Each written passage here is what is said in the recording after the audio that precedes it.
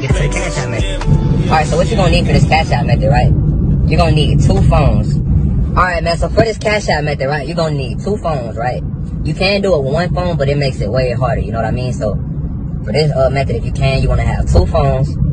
Alright, so with the second phone, right?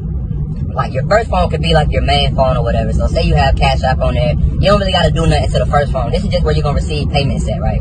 Now, I would recommend that you have your first Cash App on like a CPN, so there's no way that they can track back to you, because if they look at it, and I've never seen this happen too many times, like where they look at the Cash App and see like where it was sent to and do all the digging to figure it out.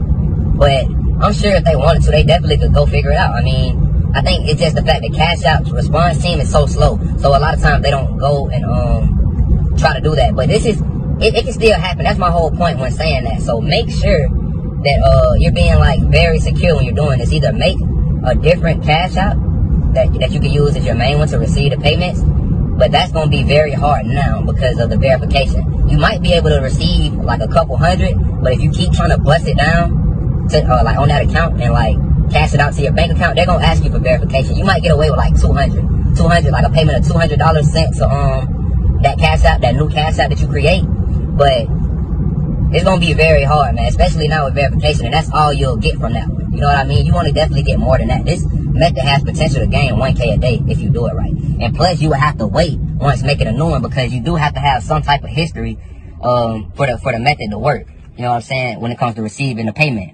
So that's what you'll need for your first one, right? Like I said, for your first one that you're receiving payments on, it could be a regular one that you have, that you made with a CPN to verify. You can make one with a CPN to verify, right? With your actual name on it, right? And you're verifying it with this CPN with your actual name on it, because you're able to, you have an ID with that name on it. So you can verify with your ID, but they still won't have no proof or no way to connect anything with you, because it's not your real social security number. You know what I mean? So that's a way to get around it and be able to verify a Cash App easy. But like I said, that's the long way. That's going to take a little bit longer, you know what I'm saying? Because you have to wait on it to age a little bit and all this type of stuff. The easiest way to go about it would be just to use your regular one, or like I said, use one with the CPN and wait like 2 weeks. Or you could buy one, because that's what you're going to have to do anyway throughout this method. You're going to have to buy one, so it would just make it where you would have to buy 2. But you don't have to buy 2. Like I said, you can use your regular one. It's just not as safe. So you're definitely going to have to buy one when it comes to phone 2. So then with phone 1, you're good. But with phone 2, that's when you're going to have to actually buy a Cash App account with transactions, because this is going to be the one that you connect the pulls to. So with this one, you're going to, I have sites if you need to know where to get those. Like I said, there are plenty of resources, but you have to be very careful. I mean, very careful when looking at these different resources. Because 9 times out of 10, they will be a scam. That's why you need like a trusted resource. If you don't have a trusted resource or a trusted person that you can get those from, if you need those, I do have those. I do also have the resource if you want to go straight to the resource.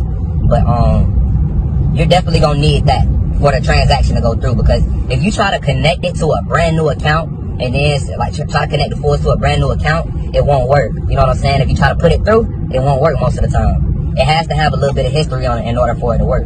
So, okay, now, you have that one. And once you bought that one, like I said, if you need to know where to get those, hit me up. Once you have that account linked up to phone 2, wait, I skipped this stuff. With phone 2, when you're downloading Cash App, right? This is before you even have the Cash App account, the link to it or anything like that with the transactions on it.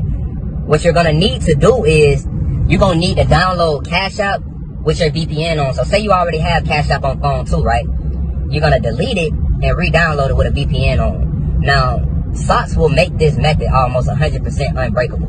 You know what I'm saying? Socks will make this method almost go through all the time. But Cash App isn't as strict as like when carding online or like doing different bank stuff. So you don't always need socks and like RDP and all that with Cash App. You should be able to get off with a VPN, but it'll be harder sometimes. You know what I'm saying? It'll definitely be harder. So what you need to do is get your VPN, go ahead and download it. Now, turn on your socks or whatever. If you're going to use socks, turn on your socks before you actually go in and start the method on there. You know what I mean? So, okay, boom, you'll turn on your socks. You got your VPN on, you connect everything. So you go to your second Cash App account.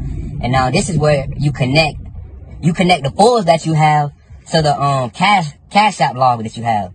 So now you have this Cashapp log with transactions to it, and then you connect the pulls to it to where you can pull the money out. Now also, when you're getting pulls for this, it does have to be a debit card.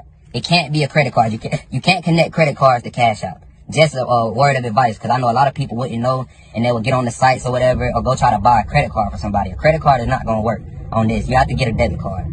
Look up some of the best debit cards with the highest limits, and try to get that debit card, because those debit cards with the highest limits, those will be the ones that is easier to scam, just because of the simple fact that it's so much money on there most of the time that you already know.